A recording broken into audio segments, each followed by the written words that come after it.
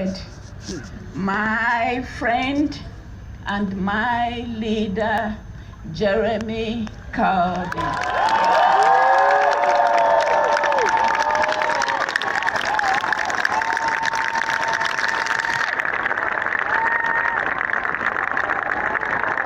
Thank you.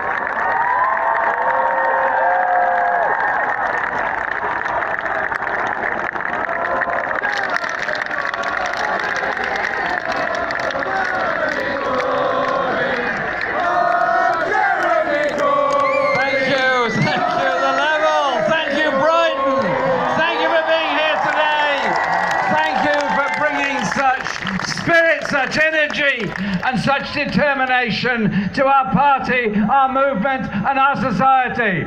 Thank you for everything you do. Brighton is a city that has given place and space and hope and opportunity to so many. And this morning I was playing table tennis with a group of people. Very badly, I have to say. They taught me a lot. They were young people from Brighton. They were refugees from other parts of the world. They were people who had been up against it. They came together in a spirit of sanctuary, hope and unity to say, if you're a refugee here in Brighton, you're welcome, work with us, and we will help you develop your life. I want to say thank you to the people of Brighton for their whole approach to life and support for other people. I have known Martha, who's just spoken, for, well, 2/3 of my life. And she is somebody to me that epitomizes what spirit, principle and determination is about. She came to this country in great difficulty. She lived in great poverty. She had many personal problems and tragedies. But you know, she talks about when we first met in the 1970s. She didn't ask me about anything for herself personally, ever. She was always asking about her neighbours, her community, the racism they faced, the discrimination that they faced. And when the National Front came knocking, when the National Front came organising in the multicultural area I was proud to represent, it was Martha, it was Bernie Grant, it was Diane, it was so many others that came together to say, these fascists and these racists have no place whatsoever. Look at your crowd here, look around you here. What are we? We're young, we're old, we're black, we're white. We're from different countries, we're from this country. And you know what? We're stronger for it. We're stronger for that unity and being together. That's what our rally is about. The election campaign showed something very special about this country. We were told, as John said, well, I don't know why he's got a problem about people with grey beards. I really don't. I'm going to have a word with him later on about that. It's outrageous. It's only because he hasn't got one. I tried. But, you know, you can't persuade everybody to do everything. I keep trying. He won't grow a beard. And so he condemns those of us that have got one. It's outrageous, it's appalling, and I'll deal with it. But he was quite right in what he said. You remember all those experts? My goodness, there were a lot of them as well. All those experts in April that gathered around every late night TV discussion table, every morning radio show to write us off, to write us all off, to write off hope, to write off inspiration, to write off collective aspiration, and said, this election is the end of Labour, the end of socialism, the end of the whole century-long tradition. And they kept on doing that. And they kept on convincing each other that they'd convinced each other to be right, because they were only ever talking to each other. And so we went out there with a manifesto that said something very, very different. We also went out there with 2 million more people registered to vote, because so many of you took the trouble to get online, get yourself registered, and get all your mates registered as well, because we were not going to let them take away the hopes of a whole generation by their meanness, nastiness, and austerity-led politics. And we took that campaign out around the country. I did 100 events myself all around the country, and I tell you what, in the next election we're going to do even more. And we showed something. We showed something, that we have the strength outside Parliament to change things. We showed what the Tories were really about. A party of the rich, for the rich, by the rich, delivering for the rich. That is what they're about. And their manifesto said it all. They actually proposed to threaten pensioners and to take away social care from those who desperately need it. We put that message out there. So we faced up to them, and we faced them down, and we put on 3 million more votes than we achieved in 2015. Those came from people who wanted to live in a different world, and thought there's some things we can't afford. People always tell me there's lots of things you can't afford. Well, I know that, absolutely, I do know that. But the one fundamental thing we, all of us, every single one of us here, can't afford is the inequality of our society and the absurd level of riches amongst the minority at the expense of the majority. And that Tory campaign, funded by the billionaires, our campaign was supported by trade unions and by £4 million donated by ordinary people, with an average donation of just over £20. Doesn't that say something about where our support came from in this election? They didn't win, they didn't get the majority they wanted, and then they turned up in Parliament and decided that they couldn't pay the nurses, couldn't pay the firefighters, couldn't pay the police officers, couldn't pay the council workers, but there was £1 billion found for the DUP. Don't be unkind, please. Ours is a kinder form of politics. There are 10 DUP MPs. Each one of them is utterly brilliant in every way. And they're so brilliant, each one is worth £100 million. Imagine what you could have done with that money. How many student fees you could have paid, how much social care you could have paid, how many schools you could have properly funded, how many hospitals you could have funded properly, how much more you could have done with it. But no, that was the priority. The priority of the Tories was staying in office at all costs. Well, we're challenging them day in, day out. And when we put 2 motions to Parliament, one on student fees and the other on NHS pay, they didn't even dare vote against them. They let them go through unopposed because they knew they were going to lose. 3 months after a general election, what happened to Strong and Stable? What happened to Principled and Determined? My goodness, they told us all these cuts were good for us. Well, if they really believe that, maybe they should have voted on it. However, we go back there after conference, we challenge them again, we challenge them next on the plight of waspy women all around this country who have been denied the pension they deserve. Yet another Tory injustice. And we challenge them on the way they're handling the negotiations with the European Union. Because what they're doing, listen, read Boris Johnson's article, read what they're all saying. They want to destroy the workers' rights, environment rights, consumer rights. They want to turn this country into an offshore tax haven on the shores of Europe. They have given no guarantees, which we will give immediately to all EU nationals living here because of the work they do, the contribution they make to our society. And we're not going down that road of tax havens on the shores of Europe. We're going down the road of protecting jobs, protecting rights, enhancing rights, and working with people across national borders and frontiers to bring about that better world and that more prosperous world. That's the message we're going to be so clearly putting now and all through this campaign and in the future, because that really is the only future that's available for all of us. What's Theresa May done? Cozied up to Donald Trump, cozied up to transatlantic trade and investment partnership, straight type of deals which would damage our rights, damage our environment, and lead to a disgusting race to the bottom in consumer rights, working conditions, and environmental protections on both sides of the Atlantic. That is where international free market, free-for-alls lead you to. We are not going down that road.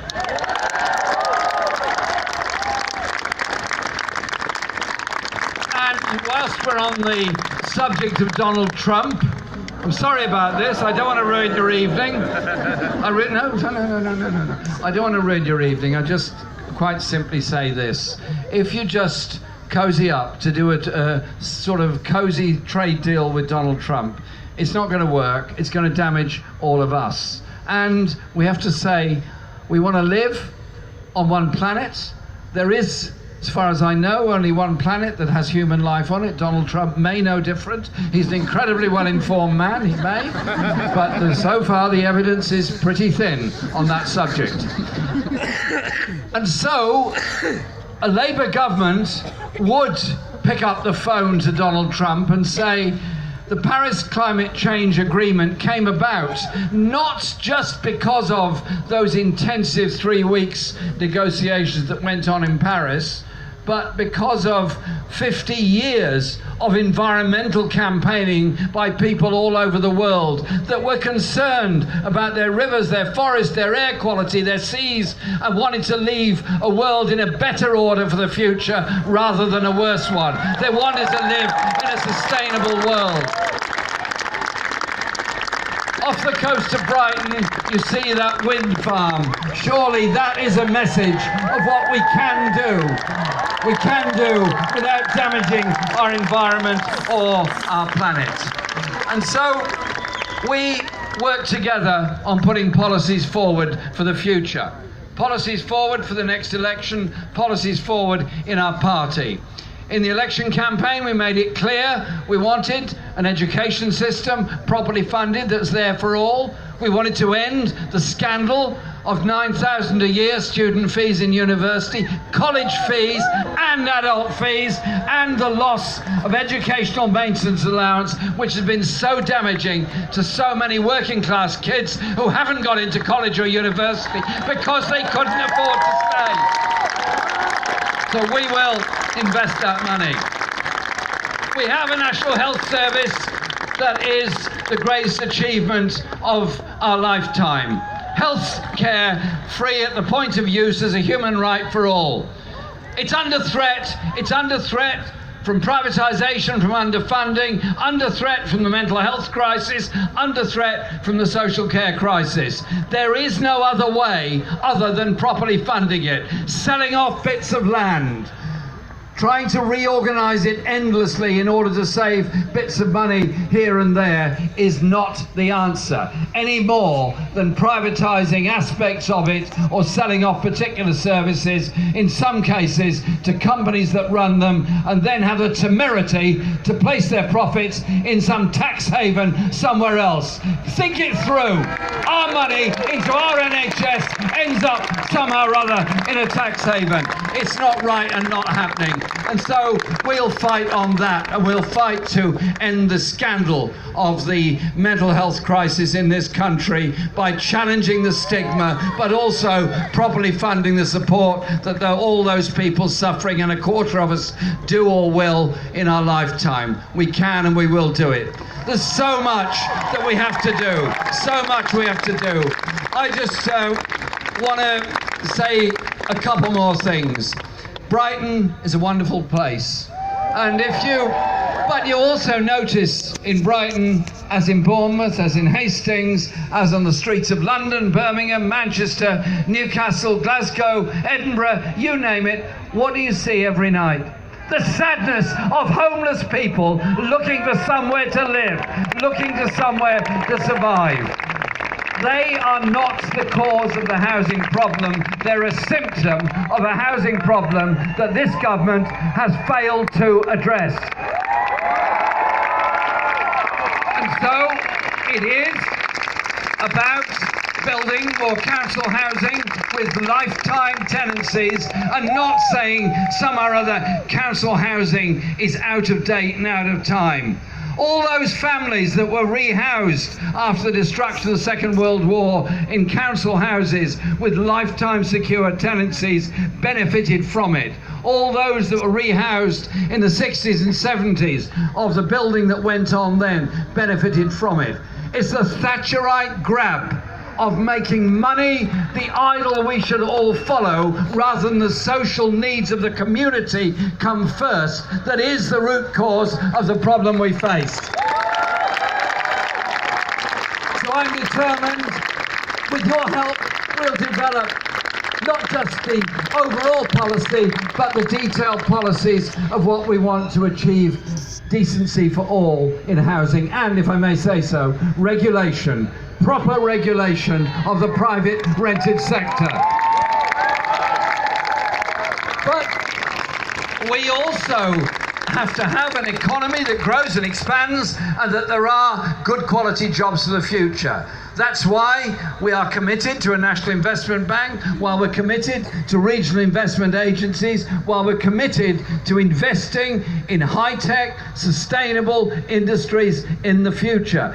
Public investment should not be seen as a dirty word. Public investment should be seen as the basis of prosperity for all of us, rather than the growing inequality brought about by the lack of it. And so I want to make those centrepiece in our policies.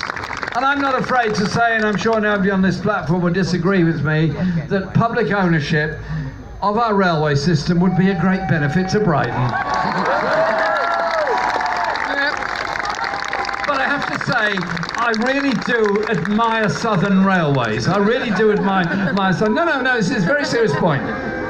It's a very serious point. Please, no booing. It's very unfair. It's totally wrong. You shouldn't do it. This weekend, there's a lot of people in Brighton for the Labour Party conference. Lots of people come from all over the world to come to our conference. There's thousands and thousands of people. I think it really shows that they treat everybody equally badly. They've cancelled just as many trains this weekend as they do every other weekend. So we're all suffering exactly the same. Listen, let's invest in our railways. We've put the public money into the track. Let's get the benefits of the rolling stock as well and have public ownership of the train operating companies. And we are determined also to bring the water industry and Royal Mail into public ownership, because they are monopolies that should be held by us. And it is about investment, and I'm very keen to do that. But you know what? Socialism, social justice is about lots of other things. I want a government that doesn't cow down before the rich and powerful around the world, that does stand up, and when abuses of human rights take place, wherever they take place, we speak out on it.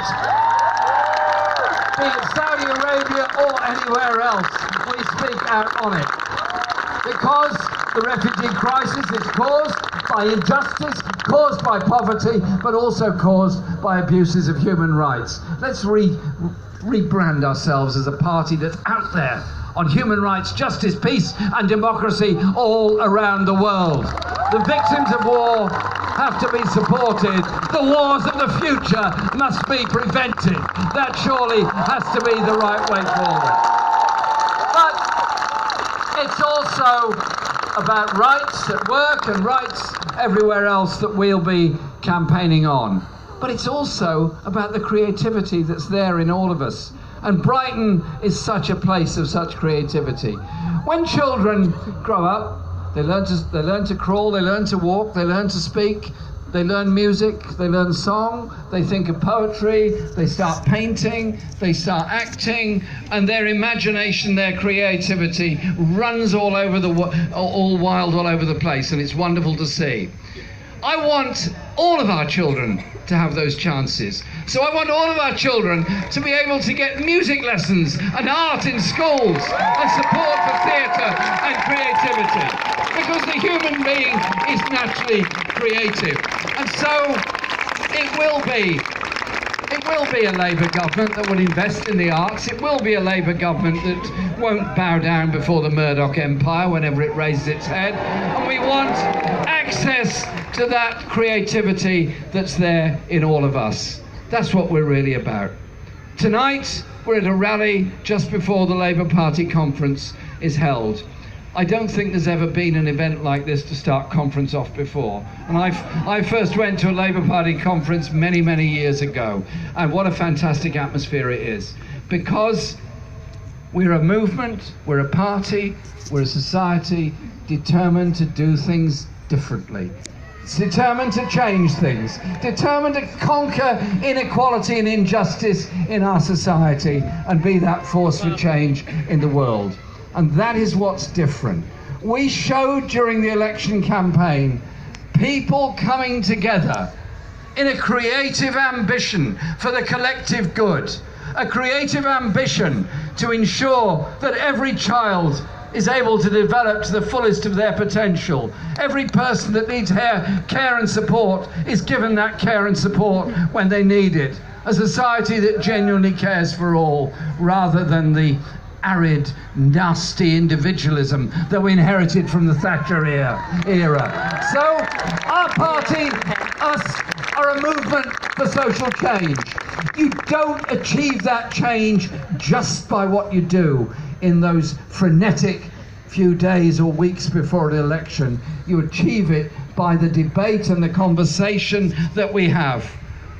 Our forefathers and mothers before us gave us the vote, gave us the National Health Service, gave women the vote, gave us human rights, gave us equality, gave us the principles of anti-discrimination legislation. We don't turn our backs on them or forget them, but we use the digital age and the age of the public meeting and the age of coming together in this wonderful 21st century to bring about the social justice we want, to bring about the society we want, to bring about the unity we want, and together, we can and will do it. Thank you very much.